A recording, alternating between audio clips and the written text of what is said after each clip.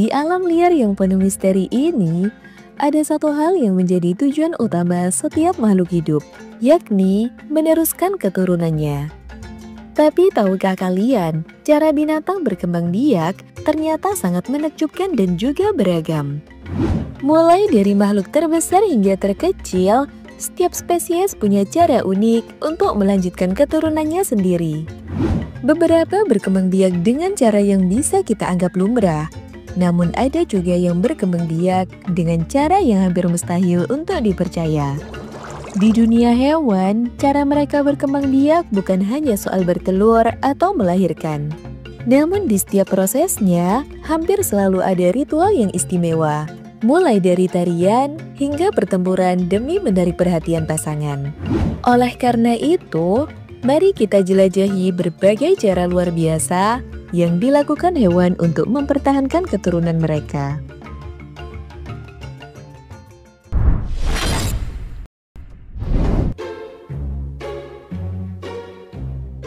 Siapa bilang ikan tidak bisa romantis? Jika kalian berpikir seperti itu, tentu kalian salah besar. Faktanya, ada suatu jenis ikan yang tidak hanya romantis, tapi juga memiliki cara berkembang biak yang benar-benar menarik. Inilah hippocampus, atau yang sering kita kenal dengan nama kuda laut. Kuda laut mungkin perenang yang buruk, tapi mereka adalah penari yang luar biasa. Setiap musim kawin, sepasang kuda laut akan berkumpul untuk melakukan ritual tarian indah mereka. Akan tetapi, tarian ini bukan sembarang tarian, karena hal ini bisa menyebabkan kehamilan. Dan yang lebih mengejutkan, bukan betina yang hamil, melainkan sang pejantan.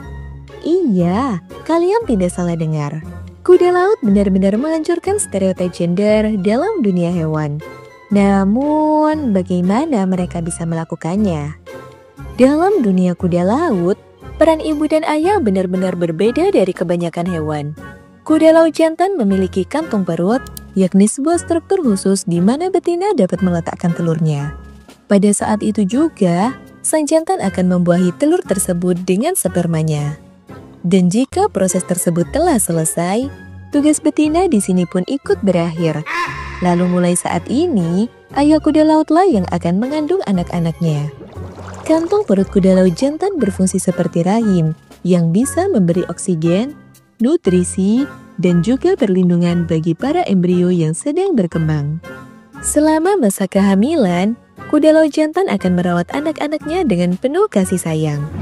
Akan tetapi, seminggu sebelum anak-anak ini lahir, akan terjadi sesuatu yang luar biasa, di mana sang ayah akan mulai mengirimkan sinyal khusus ke dalam kantungnya.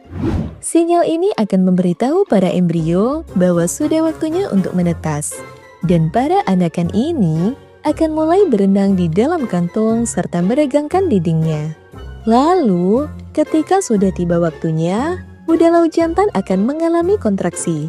Dan dengan gerakan yang cukup dramatis, ia akan mendorong keluar ribuan bayinya. Sementara itu,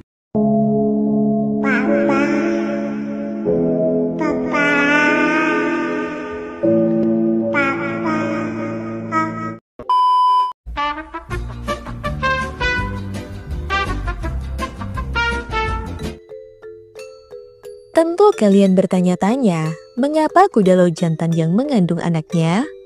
Di dunia hewan, hampir semua spesies menyerahkan tugas ini pada betina. Namun, untuk alasan yang masih belum dipahami sepenuhnya, kuda laut memilih jalur yang berbeda. Beberapa ilmuwan percaya bahwa ini adalah sebuah keuntungan evolusi yang memungkinkan betina untuk segera bertelur kembali. Jadi, bagaimana menurut kalian? Apakah kisah kuda laut ini menegangkan atau justru menginspirasi?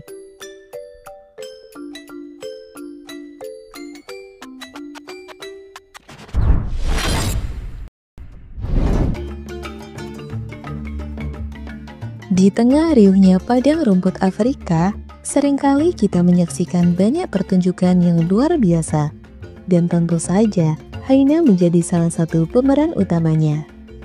Hyena tutul adalah mamalia karnivora yang termasuk dalam famili Hyenidae dengan hanya 4 spesies yang masih tersisa. Meski seringkali dipandang sebagai pemburu malam yang tangguh, namun perilaku reproduksi mereka ternyata jauh lebih kompleks daripada yang kita tahu. Perkawinan hyena tutul sangat berbeda dari kebanyakan mamalia lainnya, terutama karena sistem sosial mereka yang biasa disebut matrilineal. Sistem ini sendiri berarti betina memiliki dominasi yang jelas atas pejantan. Ketika memasuki masa kawin, pejantan akan melakukan serangkaian pertunjukan yang agak canggung namun penuh arti. Dimulai dari membungkukkan tubuhnya, menurunkan moncongnya, hingga bergerak dengan cepat sambil mencakar tanah di belakang betina. Tindakan ini bertujuan untuk menunjukkan rasa hormat dan kesiapan untuk berhubungan. Namun, betina yang lebih dominan tidak akan segan-segan menunjukkan agresi jika merasa tidak tertarik atau terganggu dan akan menyisihkan pejantan yang lebih pemalu. Proses reproduksi itu sendiri juga penuh tantangan. Ini karena struktur saluran reproduksi betina yang sangat unik dan lebih menyerupai bagian intim pejantan. Organ betina ini juga akan tetap kendor selama perkawinan, dan tentu saja menambah kesulitan bagi pejantan untuk melakukan proses pemijahan. Proses ini akan dimulai dengan pejantan mendekati dan menggesekkan paha mereka di bawah betina, dan setelah itu, mereka akan berposisi layaknya mamalia lain dengan sang jantan bersandar pada punggung betina. Dalam kelompok hyena, betina adalah pemimpin yang lebih dominan dan status sosial mereka diwariskan dari ibunya. Dalam kelompoknya, betina alfa memiliki keuntungan besar dalam hal reproduksi. Mereka cenderung memiliki keturunan yang lebih sehat dan lebih sering melahirkan, terutama anak jantan. Akan tetapi, dalam kelompok yang penuh persaingan ini, kelahiran pejantan muda juga seringkali berujung pada perkelahian antar saudara kandung sesama jenis dan bisa berakhir dengan kematian salah satu dari mereka. Hal ini memberikan keuntungan bagi anak tunggal, di mana mereka akan lebih cepat tumbuh besar karena mendapatkan lebih banyak makanan dari induknya. Dalam kehidupan hyena tutul, cara mereka merawat anak-anaknya juga terbilang unik. Setelah lahir, mereka akan diberi makan susu oleh induknya dan akan dipindahkan ke sarang komunal yang lebih besar setelah beberapa minggu. Sarang ini bukan hanya tempat perlindungan, tetapi juga pusat interaksi sosial bagi koloni hyena. Meskipun ada kerjasama di antara beberapa individu dalam kelompok, namun tidak ada perawatan komunal terhadap anak-anak dalam koloni hyena. Perkawinan di dunia hyena adalah sebuah pertarungan untuk status, kekuasaan, serta keberlangsungan keturunan. Dengan semua tantangan dalam proses ini, tentu mencerminkan betapa rumitnya kehidupan sosial mereka, di mana betina alfa memiliki peran vital dalam kelangsungan hidup kelompoknya, dan setiap individu akan berjuang untuk memperoleh posisi di hierarki sosial yang penuh akan persaingan.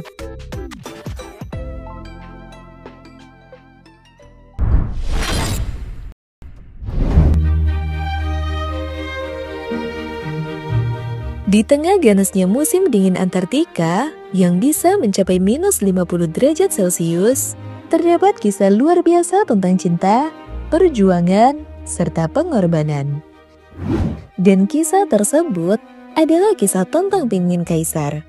Seekor burung yang tidak bisa terbang akan tetapi menjadi simbol kesetiaan dalam dunia binatang. Penguin kaisar merupakan jenis terbesar dari keluarga penguin dan mereka memiliki cara berkembang biak yang sangat unik. Setiap tahunnya, pada bulan Juni hingga Agustus, para penguin ini akan kembali ke tempat asalnya untuk memulai musim kawin. Para pejantan yang sudah dewasa akan berusaha menarik perhatian betina dengan mengepakkan sayap mereka. Dan tak jarang pula melakukan berbagai gerakan yang tak biasa, seperti membungkukkan kepala, mengayunkan tubuh, hingga berjalan dengan gaya yang mempesona. Proses ini akan terus berlanjut hingga jantan dan betina menjalin sebuah ikatan. Dan begitu ikatan pasangan terbentuk, pasangan ini akan mempererat cinta dengan cara saling menepukkan sayap di bagian belakang leher mereka. Sungguh pasangan yang sangat mesra. Mungkin sebagian dari kalian bingung dan bertanya-tanya, kenapa penguin kaisar sangat mencintai pasangannya? Hal ini bukanlah sesuatu yang tabu bagi penguin kaisar, dan sudah sejak lama mereka terkenal karena sangat setia pada satu pasangan. Bahkan jika mereka sudah punya pasangan dari musim sebelumnya, mereka akan saling mencari, dan hal ini tetap mereka lakukan meskipun mereka hidup dalam koloni. Sementara itu,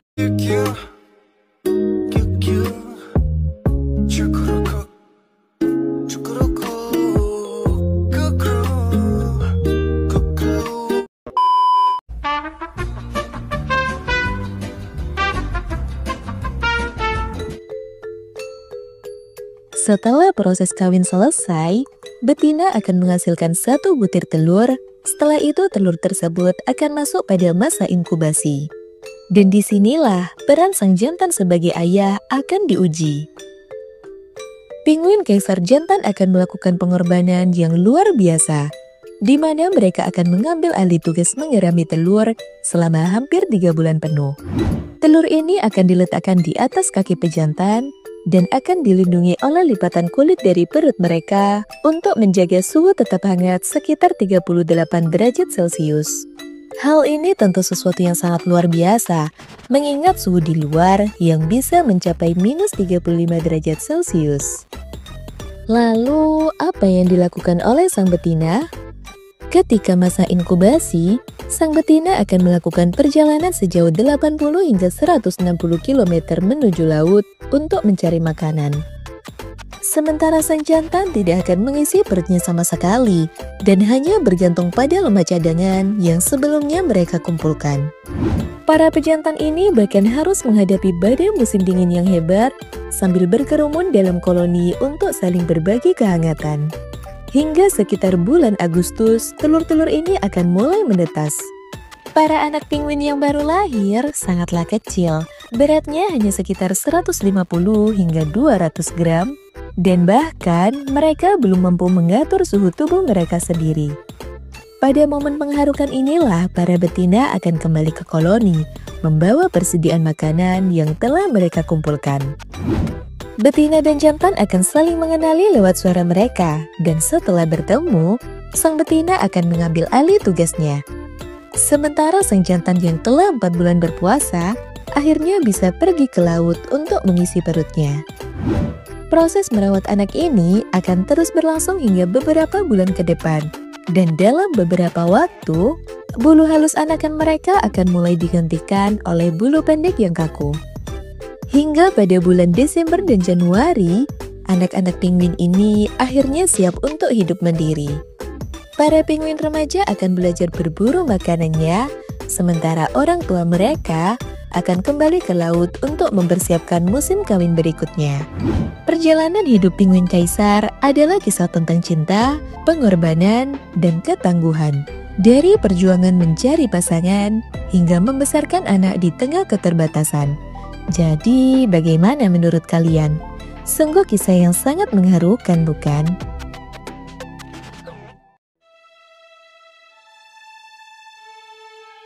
Terima kasih telah menemani kami dalam petualangan ini. Jangan lupa untuk subscribe channel kami dan menekan lonceng notifikasi agar tidak ketinggalan video kami berikutnya yang akan membawa kalian lebih masuk ke dalam misteri alam lainnya. Semoga bermanfaat dan sampai jumpa lagi di petualangan berikutnya yang lebih mengesankan.